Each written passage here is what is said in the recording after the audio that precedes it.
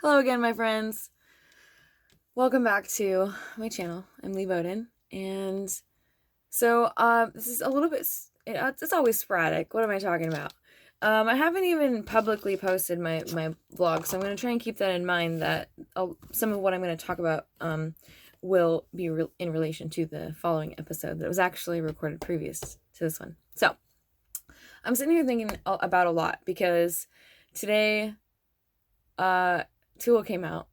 And I actually read the lyrics and stuff last night because it was, of course, leaked. How is it not leaked? And people got their CDs and stuff a little bit early. And so I haven't even gotten through all of it, listening to it. And it's a powerful message once again.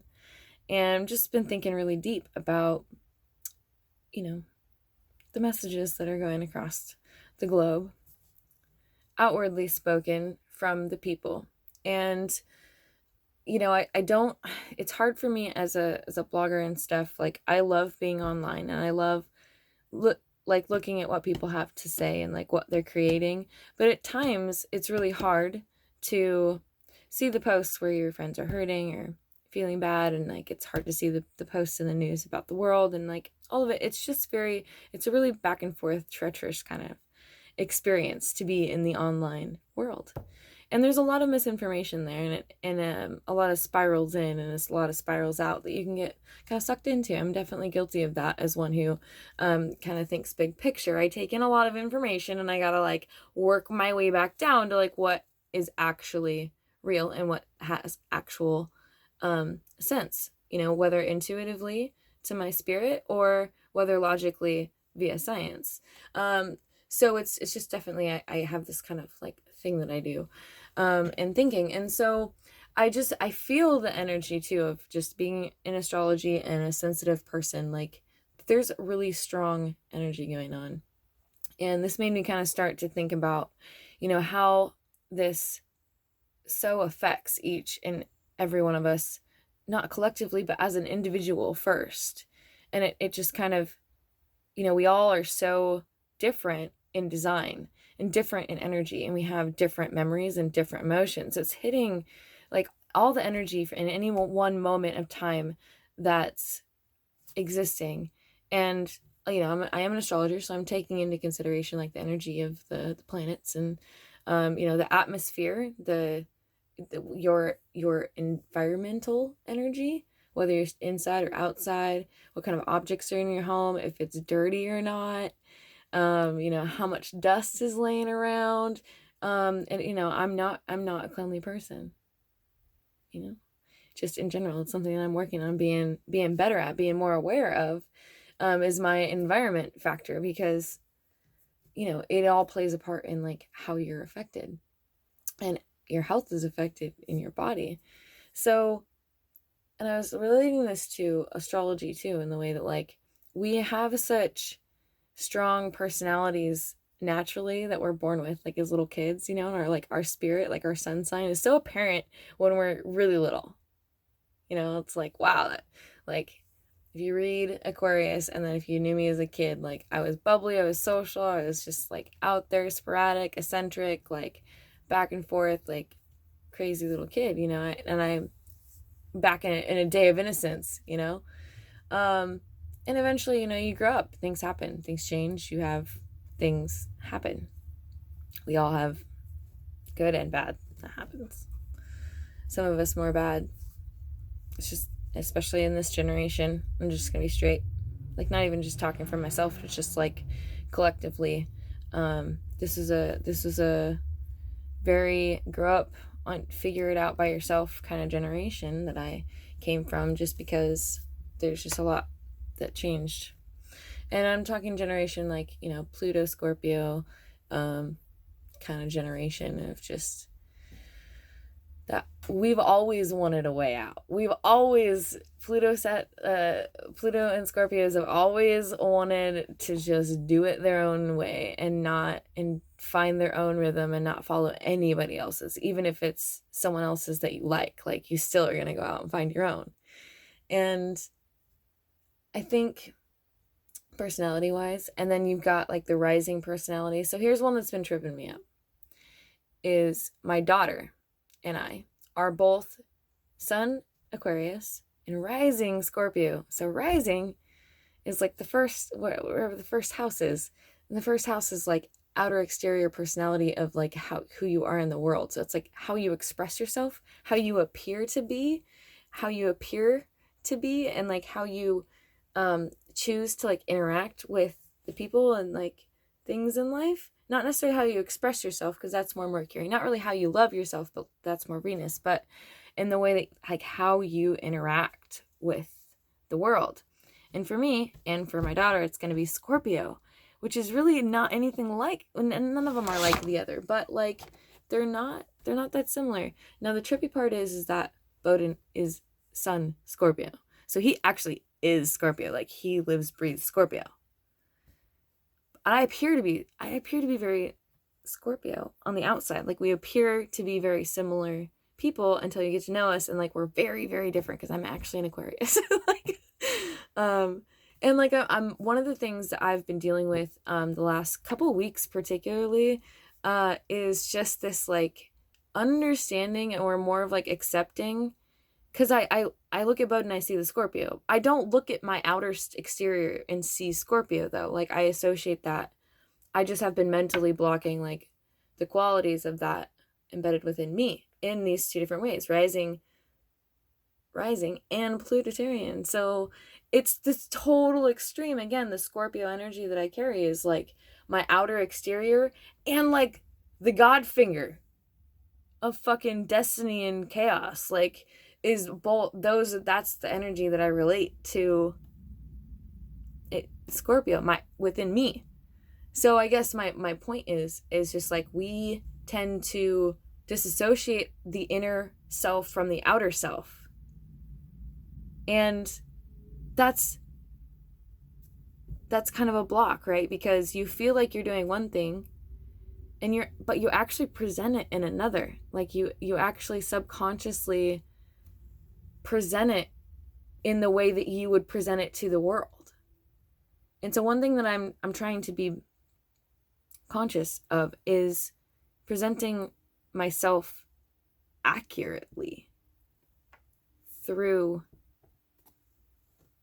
my own self, my own, outer world expression, if that makes sense.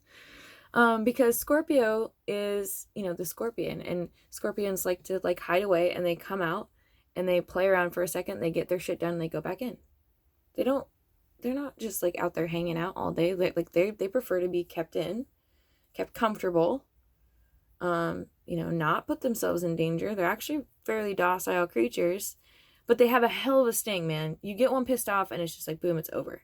Like done. Like they don't easily, Scorpion sons don't easily forget or forgive. They're just like, if you do something wrong, like you're in the works for life. Trust me, I know. God does not forget. And they're also very investigative. Like they're the most investigative, they're the most accurate as far as what they come to understand. And they're very quick to pick up and practice and do anything and be able to like get it.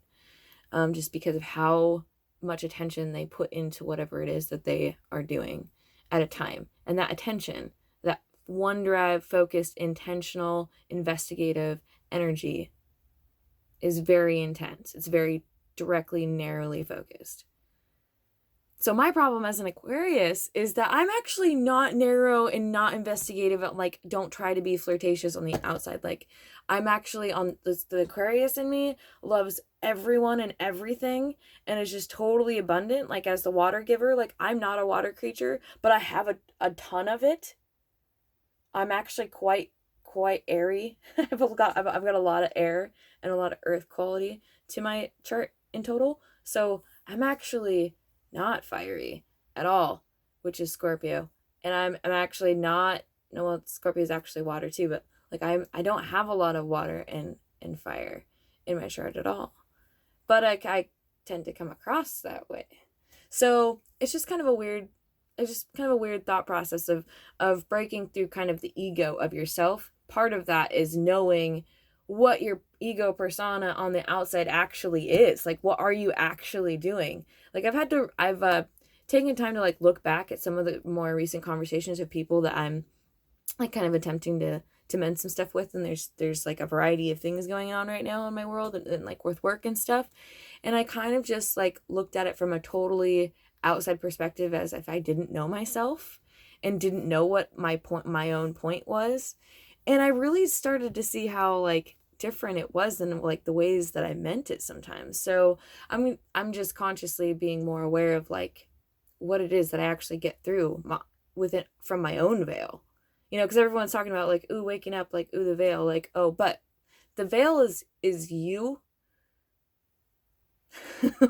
right?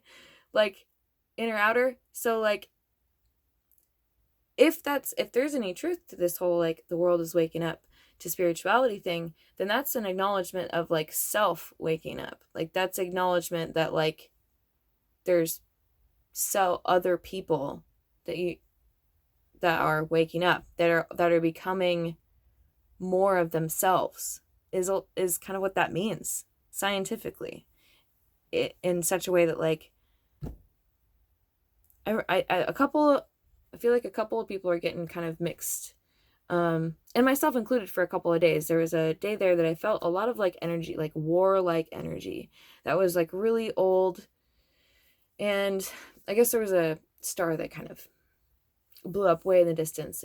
We kind of felt a little bit of that energy, and kind of how that day felt was just like I kind of felt like I was in a war. And I kind of asked my mom like about questions like, who was there, you know, like what is it that I'm feeling? Because if you're feeling old war energy, like if you interpret it as war energy, like where in the body is that actually, like where's the war in your body? Where's the war in your mind? Where's your genes at? Because epigenetics is a thing that I will eventually start talking more about. But for those who are interested, like epigenetics is a thing.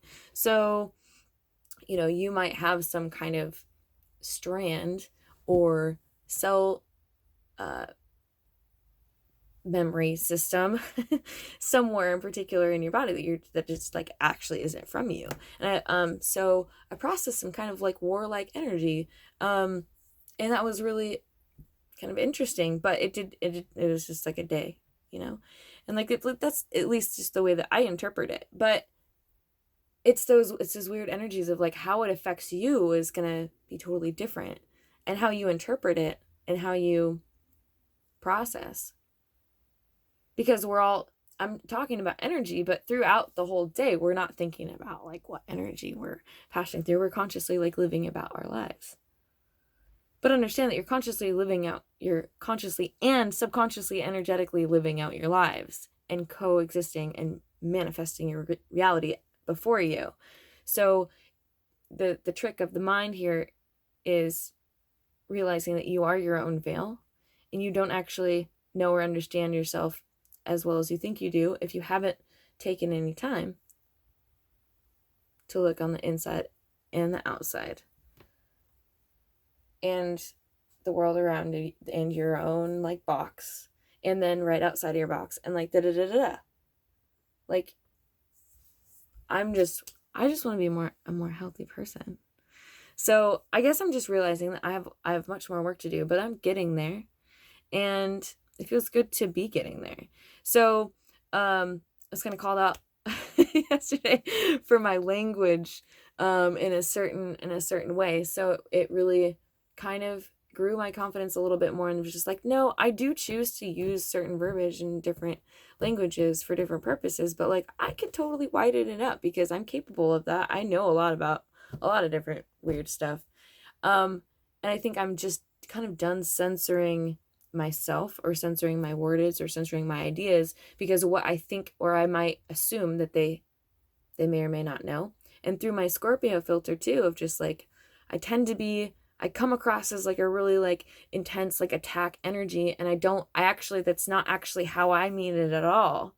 So I guess the practice is of just realizing that I need the intensity to come, you know, more of a mix of the Scorpio Aquarian energy given over, instead of just the Scorpio like attack and like wordage, if that makes sense. Like, I'm a Miss Talks a lot. That's the Aquarian part of me. It's just like, if you have a conversation with me, I'll totally explain myself, like, in entirety. But if we don't talk very long, like, I'm gonna make sure that my word gets across. Boom!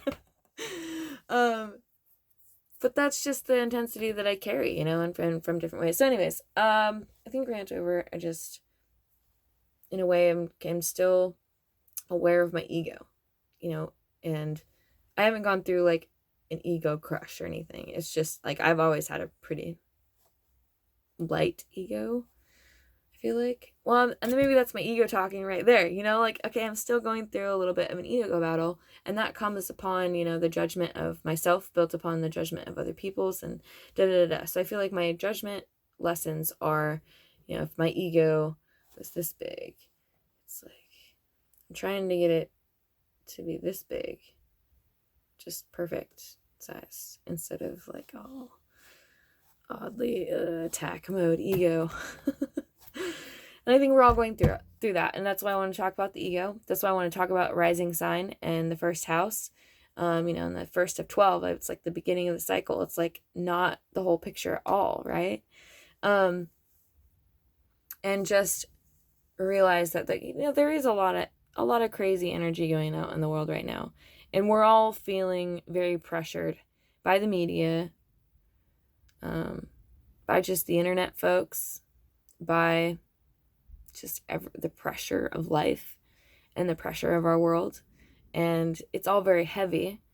And I'm really just want to come to a better understanding together about what that really is, for those who are paying attention, and for those that do want to know. And if nothing else, you know what? It feels really good to do these videos, if only for myself. And that's the thing. I think self-expression, this level of intensity, is extremely important. And you really don't have to do it with anybody. You really do, just the person that you always have as yourself. At the end of the day, even if you just sit there and talk to yourself, it's great to be alive. So, thanks for watching. I hope you have a good day. There's lots going on in my blog world. So if you haven't joined me over on Facebook yet, I would really love you to. So facebook.com/lovelifewithlee. LUVLIFEWLEE. Thanks for watching. See you on Facebook, and next time.